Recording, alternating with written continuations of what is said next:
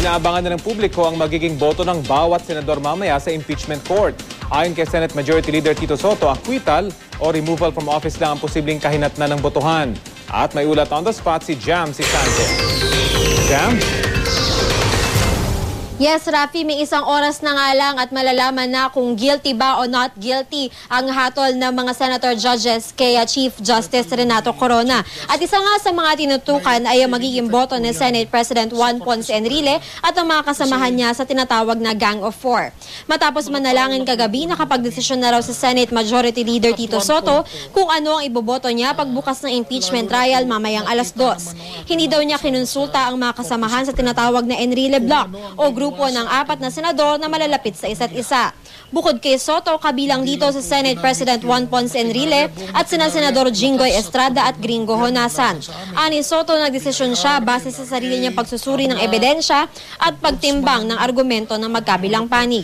Sa pagbukas mamaya ng impeachment trial, magmomosyon daw agad si Soto na simulan na ang botahan. Sa ngayon, ang nananaig daw ay ang pananaw na acquittal o removal from office lang ang pwedeng kahinatnan ng botohan. Sakaling igiit daw ni Senador Miriam Defensor Santiago ang kanyang pananaw na pwedeng mas mababa sa pagkakatanggal sa pwesto ang parusa tulad ng pagreprimand, saka ito pag-uusapan ng impeachment court.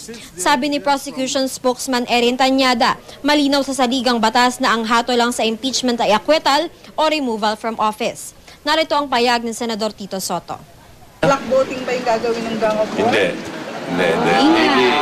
The Senate President, I don't know what the outcome will be, but the Senate President has made it very clear to us and to others who he talked to that his vote is his vote.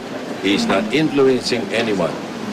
He does not want to influence anyone, even the so-called Enrile Block.